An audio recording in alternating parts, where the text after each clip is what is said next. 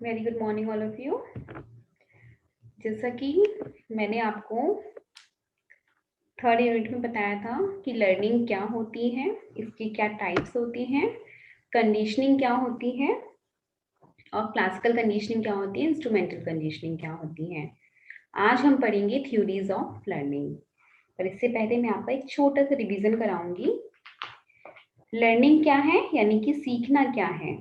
व्यवहार में अभ्यास यानी कि प्रैक्टिस और अनुभूति यानी कि एक्सपीरियंस या अनुभव के फलस्वरूप जो भी चेंजेस आते हैं that is called the learning. Behaviour में प्रैक्टिस और एक्सपीरियंस की वजह से जो भी चेंजेस आते हैं that is called the learning. ये जो चेंजेस हैं वो अच्छे भी हो सकते हैं और बुरे भी हो सकते हैं, ठीक है। और सीखने यानी कि लर्निंग की कई तरह के सिद्धांत हैं, कई तरह की थ्योरीज हैं। पर अभी तक आपने कंडीशनिंग थ्योरी पढ़ी है, यानी कि क्लासिकल कंडीशनिंग थ्योरी पढ़ी है और इंस्ट्रूमेंटल कंडीशनिंग थ्योरी पढ़ी है। पर इसके लिए अलावा भी और भी थ्योरीज है लर्निंग की। तो पहले तो हम बात करते हैं क्लासिकल कंडीशनिंग थ्योरी, जो आप पहले भी पढ़ चुके हो कि वो क्या है। क्लासिकल कंडीशनिंग थ्योरी जो है आपकी, इसमें इसे हम क्लासिक अनुबंधन सिद्धांत भी कहते हैं, जिसको प्रपोज किया था Russian psychologist IP Pavlov, PAVLOV, Russian psychologist IP Pavlov ने, जो कि फिजियोलॉजी ऑफ डाइजेशन, ठीक है, फिजियोलॉजी ऑफ डाइजेशन पे कार्य कर रहे थे और उनकी बहुत ही उत्तम कार्य के लिए उन्हें इसके लिए नोबेल प्राइज भी दिया गया था। अब क्लासिकल कंडीशनिंग क्या होती है, यानी कि क्लासिक अनुबंधन होता क्या है। क्लासिक अनुबंधन यानी कि क्लासिकल कंडीशनिंग में एक स्टिमुलस, ठीक है, एक स्टिमुलस यानी कि एक उद्दीपक जो विशेष अनुक्रिया आरंभ में उत्पन्न नहीं करता है। एक स्टिमुलस जो स्टार्टिंग में किसी भी तरह का रिस्पॉन्स उत्पन्न नहीं करता है, परंतु जब हम उसे एक ऐसे स्टिमुलस के साथ एसोसिएट यानी कि जोड़ देते हैं या साहचर्यित कर देते हैं, ठीक है, या पेयरिंग कर देते हैं उसकी, और उसके साथ पेयर करके उसको बार बार उपस्थित करते हैं, तो पहले वाला उद्दीपक जो कोई रिस्पॉन्स उत्पन्न नहीं कर रहा था, वो दूसरे वाले उद्दीपक के भांति ही अनुक्रिया उत्पन्न कराने में सफल हो जाता है, ठीक है। ये हुआ हमारा क्लासिकल कंडीशनिंग। क्लासिकल कंडीशनिंग में आपने 4 कंपोनेंट पढ़े हैं। अनकंडीशनल स्टिमुलस यानी कि यूसीएस, अनकंडीशनल रिस्पॉन्स यानी कि यूसीआर, कंडीशनल स्टिमुलस यानी कि सीएस और कंडीशनल रिस्पॉन्स यानी कि सीआर। अनकंडीशनल स्टिमुलस यानी कि यूसीएस, यूसीएस किसे कहा गया है, ऐसा उद्दीपक जो बिना किसी पूर्व प्रशिक्षण यानी कि बिना किसी प्री ट्रेनिंग के ही प्राणी में रिस्पॉन्स उत्पन्न करा देता है, ठीक है। जैसे कि पैवलोव के एक्सपेरिमेंट में क्या हुआ था, भोजन को देख के, भोजन जो कि एक स्वाभाविक उद्दीपक था, नेचुरल स्टिमुलस था, उसको देख के डॉग के अंदर स्लाइवेशन आने लगता था। तो यहाँ पे वो जो भोजन है आपका वो यूसीएस हो गया, अनकंडीशनल स्टिमुलस हो गया, ठीक है। अब यूसीआर क्या हो गया, यानी कि हिंदी में इसको बोलेंगे स्वाभाविक अनुक्रिया, यानी कि वैसा रिस्पॉन्स जो नेचुरल स्टिमुलस यानी कि अनकंडीशनल स्टिमुलस द्वारा उत्पन्न होता है, वो क्या हो जाएगा हमारा अनकंडीशनल रिस्पॉन्स। भोजन को देखकर अपने आप ही स्लाइवेशन आने लगना, स्लाइवा बनने लगना, तो क्या हो जाएगा स्लाइवा, यूसीआर हो गया। अब सीएस क्या हो गया, कंडीशनल स्टिमुलस क्या हो गया। कंडीशनल स्टिमुलस ऐसे स्टिमुलस को कहते हैं जिसे यदि हम अनकंडीशनल स्टिमुलस के साथ उससे कुछ समय पहले तक दें या उसके साथ लगातार साथ में पेयर करके एक साथ दें, तो वो स्टिमुलस भी अनकंडीशनल स्टिमुलस की भांति ही प्रतिक्रिया उत्पन्न कराने लगता है, ठीक है। जैसे घंटी की जो आवाज थी पैवलोव के प्रयोग में, कि पहले क्या था, भोजन को देख के स्लाइवेशन होता था, और जब बाद में हमने भोजन और घंटी को साथ में दिया तो घंटी को के बजने पे ही स्लाइवेशन स्टार्ट हो जाता है, ठीक है। ये हो गया हमारा। अब बात करते हैं हम सीआर क्या हुआ। सीएस को देते ही जो रिस्पॉन्स उत्पन्न हुआ वो हो गया हमारा कंडीशनल रिस्पॉन्स। ठीक है, ये हमारे हो गए। अब इसके बाद हम बात करेंगे, कुछ हमने टेम्पोरल सीक्वेंस भी आपको बताए थे कि कालिक क्रम होते हैं। इसमें सबसे पहला आपने पढ़ा होगा simultaneous temporal sequence. Simultaneous temporal sequence ऐसे टाइम टेम्पोरल सीक्वेंस को कहा जाएगा जिसमें अनकंडीशनल स्टिमुलस तथा कंडीशनल स्टिमुलस को साथ साथ एक साथ प्रेजेंट करते हैं। ठीक है, और एक साथ ही हटा लिया जाता है। साइमल्टेनियस एक साथ प्रेजेंट किया, एक साथ हटा लिया, साइमल्टेनियस टेम्पोरल सीक्वेंस कहलाएगा। अब डिलेड टेम्पोरल सीक्वेंस किसे कहेंगे? डिलेड टेम्पोरल सीक्वेंस जिसमें कंडीशनल स्टिमुलस पहले आता है और उसके कुछ समय लगातार बना रहता है, उसके कुछ समय बाद अनकंडीशनल स्टिमुलस को उसके सामने प्रेजेंट करते हैं। मतलब पहले हमने घंटी बजाई बजाई बजाई और उसके थोड़े टाइम बाद हमने इसको खाना दे दिया, ये हो जाएगा डिलेड कंडीशनिंग। ठीक है, डिलेड टेम्पोरल सीक्वेंस। यानी कि ट्रेस टेम्पोरल सीक्वेंस किसे कहेंगे? ट्रेस टेम्पोरल सीक्वेंस ऐसा सीक्वेंस है जिसमें अनकंडीशनल स्टिमुलस कुछ समय के लिए हम जो भी हमारा सब्जेक्ट है उसके सामने उपस्थित करते हैं और हटा लेते हैं, और फिर उसके बाद हम अनकंडीशनल स्टिमुलस को प्रेजेंट करते हैं। ट्रेसेस मतलब बस ट्रेसेस, हमने घंटी बजाई है, घंटी बजाने की आवाज का जो लास्ट थ्रेशोल्ड होगा, बस आवाज लास्ट आई और उसके तुरंत हमने क्या दिया? ट्रेस बनी रहे, हमने उसको दे दिया खाना। ठीक है, बैकवर्ड में क्या हो जाएगा? उल्टा कर देंगे, पहले हम अनकंडीशनल स्टिमुलस दे देंगे, उसके बाद कंडीशनल स्टिमुलस दे देंगे। ठीक है, तो ये हमारा रहा क्लासिकल कंडीशनिंग। बहुत डिफिकल्ट नहीं है, आपको बस क्लासिकल कंडीशनिंग क्या होती है, किसने दी थी, किस पे काम कर रहे थे, इसके आपको कंपोनेंट याद रखने हैं, टेम्पोरल सीक्वेंस याद रखना है, ये आपका कंप्लीट हो जाएगा क्लासिकल कंडीशनिंग। ठीक है, अब इसके बाद हम बात करते हैं ऑपरेंट कंडीशनिंग की, कि ऑपरेंट कंडीशनिंग क्या होता है। ठीक है, तो ऑपरेंट कंडीशनिंग बेसिकली तभी समझ पाओगे जब आपने अच्छे से क्लासिकल कंडीशनिंग समझा होगा। क्लासिकल कंडीशनिंग हमारा पैवलव ने दिया और इंस्ट्रूमेंटल कंडीशनिंग किसने दिया? BF Skinner. बीएफ स्किनर ने दिया था, ये मिनीसोटा यूनिवर्सिटी में इन्होंने द बिहेवियर ऑफ ऑर्गेनिज्म पुस्तक भी लिखी थी, बहुत ही पॉपुलर बुक थी द बिहेवियर ऑफ ऑर्गेनिज्म, 1938 में लिखी थी इन्होंने। ऑपरेंट कंडीशनिंग यानी कि जिसे हम इंस्ट्रूमेंटल कंडीशनिंग या साधनात्मक अनुबंधन या क्रिया प्रसूत अनुबंधन भी कहते हैं, एक ऐसी कंडीशनिंग है जिसमें बिहेवियर के परिणाम में हम जो बिहेवियर का जो रिजल्ट होता है उसमें हम मैनिपुलेशन करते हैं। मैनिपुलेशन यानी कि जोड़ तोड़ करते हैं, और उसे इस उद्देश्य से करते हैं कि भविष्य में उस बिहेवियर की फ्रीक्वेंसी को हम बढ़ा सकें या घटा सकें। आपने बहुत अच्छा काम करके दिखाया, हमने आपको बहुत अप्रिशिएट किया, अच्छे से आपको ग्रेड्स दिए, तो आप क्या करोगे? बार बार अच्छा काम करके दिखाओगे। तो आपने अच्छा काम करके दिखाया, हमने आपको डांटा, तो आप क्या करोगे? भविष्य में, फ्यूचर में और अच्छा काम करने के लिए आप क्या करोगे? मोटिवेटेड नहीं रहोगे, है ना? तो हम इस उद्देश्य से मैनिपुलेशन करते हैं बिहेवियर के रिजल्ट में, ताकि फ्यूचर में हम उस बिहेवियर की फ्रीक्वेंसी को बढ़ा सकें या घटा सकें। इसे टाइप आर कंडीशनिंग भी कहते हैं, रिस्पॉन्स बेस्ड कंडीशनिंग, और क्लासिकल कंडीशनिंग को हम टाइप एस कंडीशनिंग भी कहते हैं। ठीक है, इसके टाइप आप लोगों ने पढ़े ही हैं, reward training, discrimination training, escape training, punishment training, omission training, discriminated punishment training और डिस्क्रिमिनेटेड ओमिशन ट्रेनिंग। इसके खूब सारे टाइप्स हैं। स्किनर ने क्या किया था? एक साउंड प्रूफ apparatus लिया था जिसको हम स्किनर बॉक्स भी कहते हैं।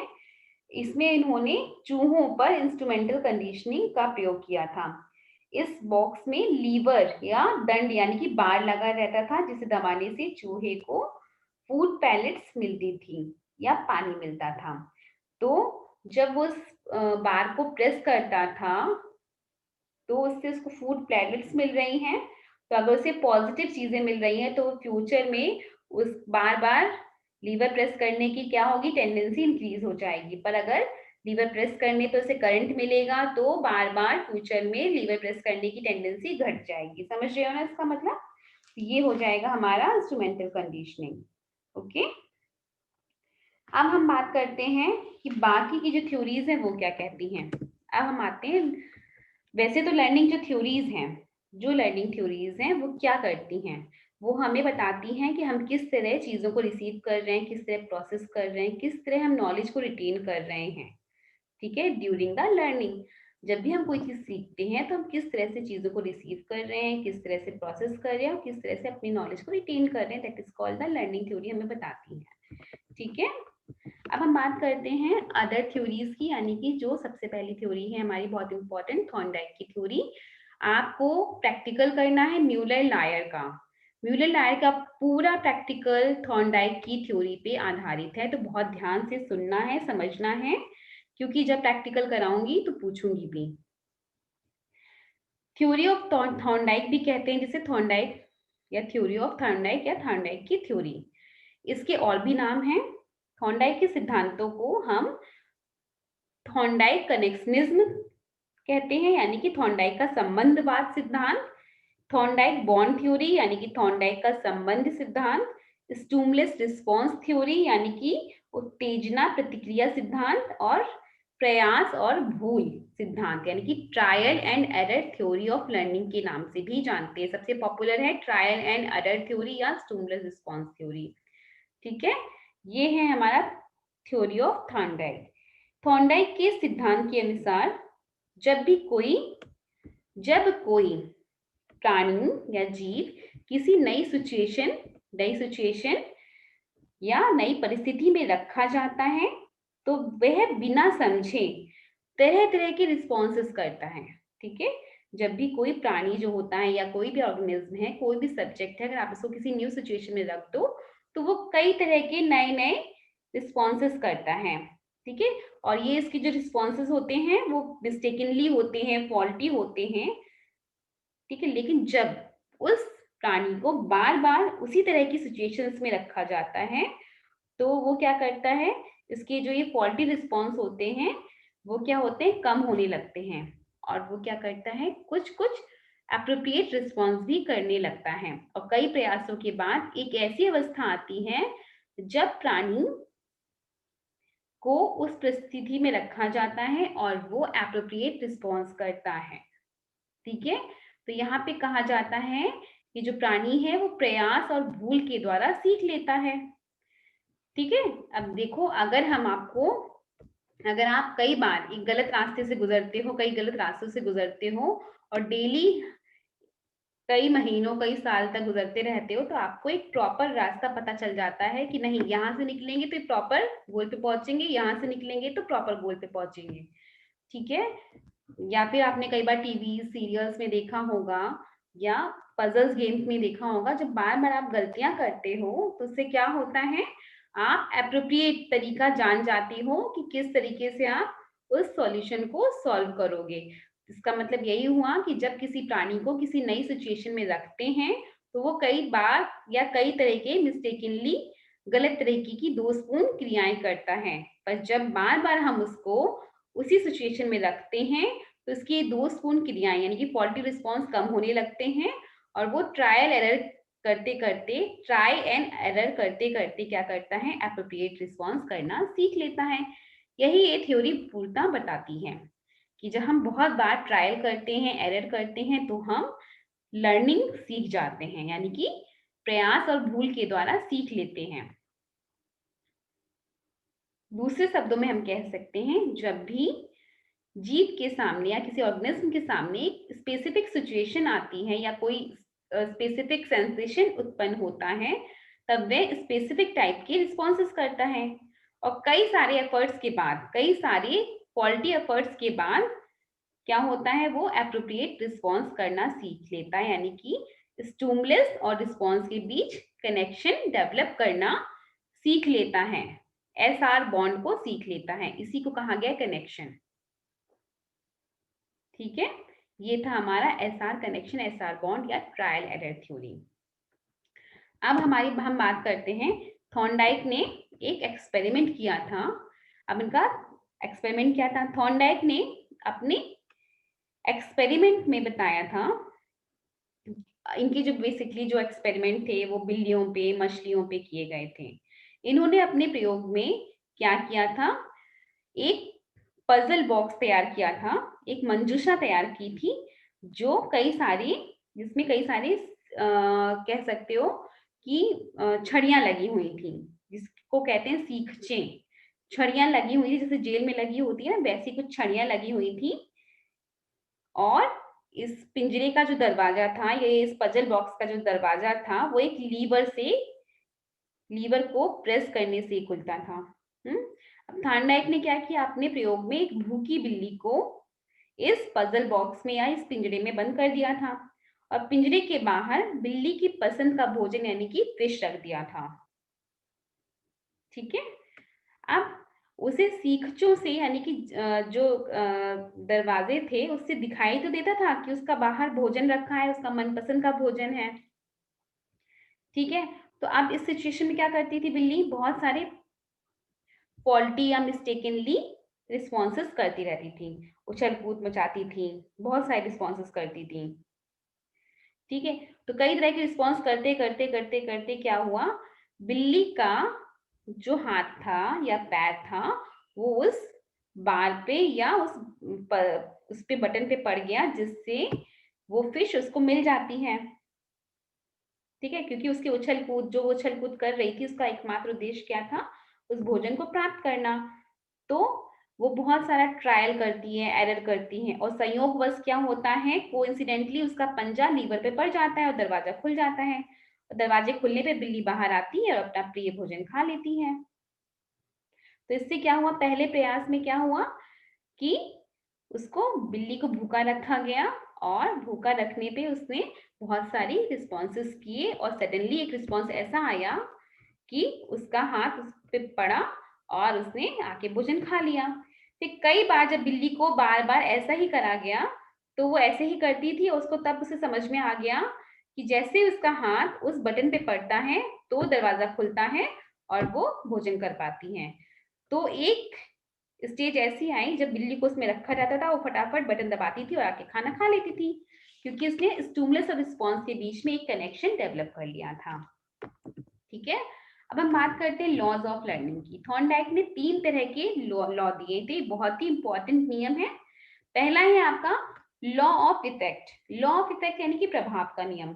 यदि किसी परिस्थिति में एक कार्य जो हम कर रहे होते हैं संतोष प्रदान करता है, तो वह कार्य उस परिस्थिति से संबंधित हो जाता है।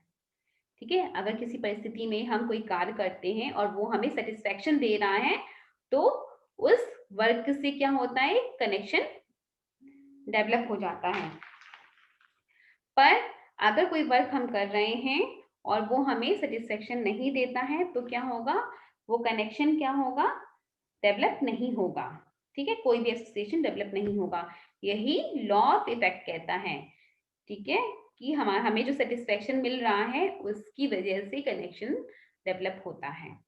लॉ ऑफ रेडीनेस यानी कि तैयारी का नियम। जब हम किसी चीज को सीखने की क्रिया में लगे होते हैं, जब हम किसी चीज को सीखना चाहते हैं, ठीक है, और अपने आप को प्रेजेंटेबल बनाते हैं, तो उस जो भी हम रिस्पॉन्सेस करते हैं उससे हमें क्या होता है, सेटिस्फेक्शन मिलता है। ठीक है। और उस चीज को हम अच्छे से सीख पाते हैं। पर जब हम किसी चीज को सीखने के लिए तैयार नहीं रहते, तो हमें सेटिस्फेक्शन नहीं मिलता और हम चीज को नहीं सीख पाते हैं। तो law of readiness is must important या मोर इम्पॉर्टेंट। फिर हम बात करते हैं लॉ ऑफ एक्सरसाइज की। लॉ ऑफ एक्सरसाइज का नियम कहता है कि लॉ ऑफ यूज यानी कि जब हम बार बार किसी चीज को यूज करते हैं, रिपीट करते हैं, तो हमें सेटिस्फेक्शन मिलता है, और इसकी वजह से जो हम रिस्पॉन्स कर रहे हैं वो पावरफुल हो जाता है। लेकिन अगर हम किसी चीज को यूज नहीं करते हैं और रिपीट नहीं करते हैं, तो हमें सेटिस्फेक्शन भी नहीं मिलता, और क्या होता है, फ्यूचर में उस रिस्पॉन्स की होने की टेंडेंसी घट जाती है। ये हमारा बताता है लॉ ऑफ एक्सरसाइज का नियम। ठीक है। अब जो हमारे थॉर्नडाइक थे, थॉर्नडाइक के सिद्धांत की कुछ स्पेसिफिक विशेषताएं आपको समझ में आई होंगी कि इस सिद्धांत में सीखने का जो आधार है वो क्या था, स्टिमुलस। जो लर्निंग का बेस है वो क्या है, स्टिमुलस और रिस्पॉन्स का कनेक्शन। इसकी जो कैरेक्टरिस्टिक्स है वो क्या है, स्टिमुलस रिस्पॉन्स का कनेक्शन जो है उस लर्निंग का बेस है। अब जो सीखने का जो प्रोसेस है वो क्या है, गत्यात्मक भी हो सकता है, ज्ञानात्मक भी हो सकता है, भावात्मक भी हो सकता है। ठीक है, ये तीनों ही तरह के हमने टाइप आपको बताए हैं, ये कैसा भी हो सकता है। और थॉर्नडाइक ने अपने सीखने के सिद्धांत में law of effect, law of readiness, law of exercise, तीनों नियमों को यूज किया है, या अपने सीखने के सिद्धांत के आधार पे 3 नियम प्रतिपादित किए हैं। ठीक है, ये भी मैंने आपको बताया।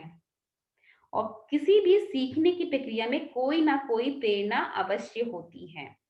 ठीक है, बिल्ली खाना इसलिए खा पाई क्योंकि वो खाना खाना चाहती थी, अपना प्रिय भोजन खाना चाहती थी। और एक और विशेषता है प्रयासों के, जैसे जैसे ट्रायल्स बढ़ते जाते हैं वैसे वैसे यूजलेस जो रिस्पॉन्सेस होते हैं वो कम होते जाते हैं। ठीक है, ये आपका हो गया थॉर्नडाइक के सिद्धांत की विशेषताएं। अब हम आते हैं इनसाइट थ्योरी यानी कि गेस्टाल्ट थ्योरी पे। जो इनसाइट थ्योरी थी वो डब्ल्यू कोहलर ने दी थी, यानी कि वॉल्फगैंग कोहलर ने दी थी 1917 में इन्होंने अपने प्रयोगों के आधार पे इनसाइट थ्योरी को प्रपोज किया था। और इनके जो प्रयोग थे यानी कि जो एक्सपेरिमेंट थे वो विजुअल डिस्क्रिमिनेशन यानी कि दृष्टि विभेदीकरण पे आधारित थे। और इन्होंने अपने प्रयोग में मुर्गियों और वन मानुषों पे बहुत ज्यादा एक्सपेरिमेंट किया था। और इन्होंने बताया था, ये सिद्ध किया था कि जो वन मानुष होते हैं सूझ के द्वारा सीखते हैं। ठीक है, अब इन्होंने अपना एक्सपेरिमेंट में क्या किया था, इन्होंने अपने एक्सपेरिमेंट में एक वन मानुष यानी कि चिंपैंजी लिया था जिसका नाम सुल्तान था, और उसको एक पिंजरे में बंद कर दिया था। यह अपने पिंजरे में थोड़ा बहुत घूम फिर सकता था, मतलब इतनी जगह थी कि वो अपने पिंजरे में थोड़ा बहुत घूम सकता था। पिंजरे से बाहर कुछ दूरी पर एक केला रख दिया गया था या टांग दिया गया था जो पिंजरे में से साफ दिखाई देता था। पिंजरे के बाहर एक केला रख दिया था, केला यानी कि बनाना रख दिया था जो पिंजरे में से साफ दिखाई देता था। पिंजरे में एक छड़ी भी डाल दी थी जिससे केला खींचा जा सकता था। आपने छड़ी डाल दी तो केले को खींच के आप अपने पास ला सकते हो। ठीक है, परंतु हाथ से सुल्तान पिंजरे के बाहर रखे केले को प्राप्त नहीं कर सकता था। कुछ देर हाथ से केला प्राप्त करने का प्रयास कर सुल्तान ने क्या किया, कई बार इधर उधर हाथ बाहर निकाले, पैर बाहर निकाला, बाहर निकलने की कोशिश की, हाथ से केला उठाने की कोशिश की, पर ऐसे ऐसे करते करते सडनली उसको कुछ दिमाग में आया और वो क्या करता है, छड़ी से कुछ देर खेलता रहता है और अचानक उसमें सूझ उत्पन्न हो जाती है, यानी कि इंसाइट डेवलप हो जाती है, और वो क्या करता है, छड़ी की सहायता से केले को खींच लेता है। तो इसको कहते हैं इनसाइट थ्योरी। ठीक है, फिर इसमें एक और इन्होंने काम किया, एक और प्रयोग किया इसमें ही। दूसरे प्रयोग में इन्होंने क्या किया, केले को पिंजरे से इतना दूर रखा गया कि उसे एक छड़ी से नहीं खींचा जा सकता था। पिंजरे में इन्होंने 2 छड़ियां रख दी जो एक दूसरे में फिट होकर जुड़ सकती थी, और शेष पूरी परिस्थिति जो थी वो पहले ही प्रयोग की तरह थी। सुल्तान ने क्या किया, बहुत बार हाँ छड़ी से उसको अपने पास लाने की कोशिश की, फिर वो दोनों छड़ियों से खेलता रहा पर वो असफल रहा उन दोनों छड़ियों के सहारे से उसको खींचने में। सडनली उसके अंदर फिर से सूझ उत्पन्न होती है और दोनों छड़ियों को जोड़ देता है और बाहर रखे केले को अपने पास खींच लेता है। लेकिन इस एक्सपेरिमेंट में, पहले एक्सपेरिमेंट के कंपैरिजन में सुल्तान को केला लेने में कम समय लगता है। फिर एक और एक्सपेरिमेंट किया इन्होंने, कोहलर ने छड़ियों के स्थान पे लकड़ी के हल्के बॉक्स का उपयोग किया। उन्होंने सुल्तान को भूखा रखा पहले तो, फिर एक कमरे में बंद कर दिया जहां वह अच्छी तरह घूम फिर सकता था, और इस कमरे की छत में केले लटका दिए जिन्हें वह उछल कूद कर हाथ से प्राप्त नहीं कर सकता है। इसी कमरे में उन्होंने क्या किया, 3 लकड़ी के बॉक्स भी रख दिए थे। ठीक है, सुल्तान जब उछल कूद कर भी केले प्राप्त नहीं कर सका तब उसे एकाएक बॉक्सों को देखकर एक इंसाइट डेवलप हुई, और उसने केले के नीचे एक बॉक्स रखा, फिर दूसरा रखा, फिर तीसरा रखा, और इन बॉक्स पे चढ़कर उसने केले प्राप्त कर लिए। तो यहाँ पे ही तीनों ही चीजों में आपको समझ में आ रहा होगा उसने क्या किया, इंसाइट डेवलप हो गई इसके अंदर और उसने अपने गोल को प्राप्त कर लिया।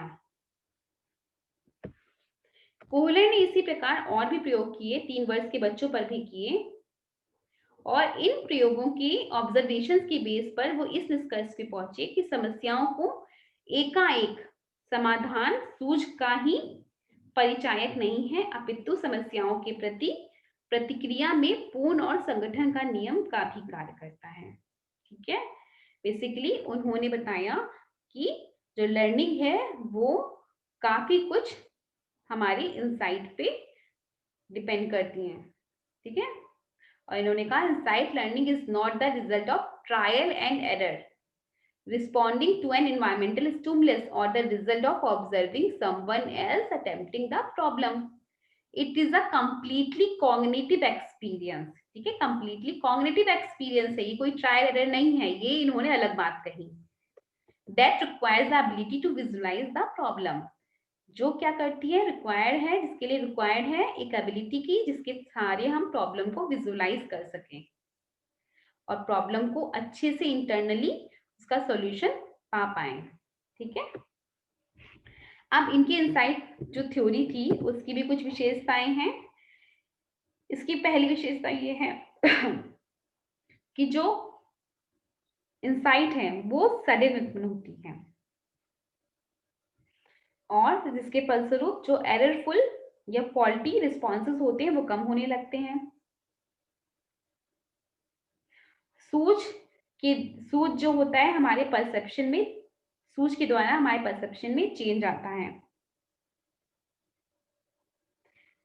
सूझ में समझ, बौद्धिक स्तर आदि का इंपॉर्टेंट रोल होता है। ठीक है, सूझ के द्वारा यानी कि इंसाइट के द्वारा प्रॉब्लम सॉल्विंग से रिलेटेड जो भी परसेप्शन होता है उसमें भी चेंज आता है और एज और एक्सपीरियंस के बढ़ने के साथ साथ सूझ में भी बढ़ती जाती है। ये हमारा हो गया इनसाइट लर्निंग थ्योरी। आपको ये दोनों ही थ्योरीज में डिफरेंस पता होना चाहिए। ठीक है, जहां थॉर्नडाइक ने स्टिमुलस और रिस्पॉन्स के कनेक्शन पे फोर्स डाला है और उन्होंने बताया है कि जब हम किसी नई सिचुएशन में होते हैं और कई सारे मिस्टेकनली रिस्पॉन्सेज या फॉल्टी रिस्पॉन्स करते जाते हैं तो सडनली एक सिचुएशन ऐसी आती है जिसमें हम एप्रोप्रिएट रिस्पॉन्स करना सीख जाते हैं, यानी कि स्टिमुलस और रिस्पॉन्स के बीच में कनेक्शन डेवलप हो जाता है।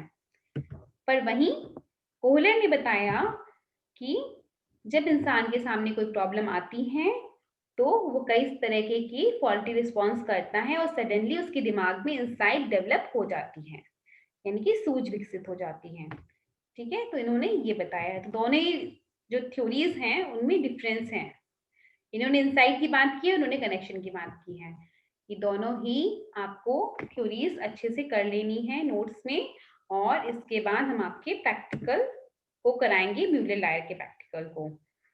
जहां पे भी कोई क्वेरी हो आप मुझसे आराम से पूछ सकते हो बच्चों। होपफुली आपको समझ में आया होगा। Have a nice day.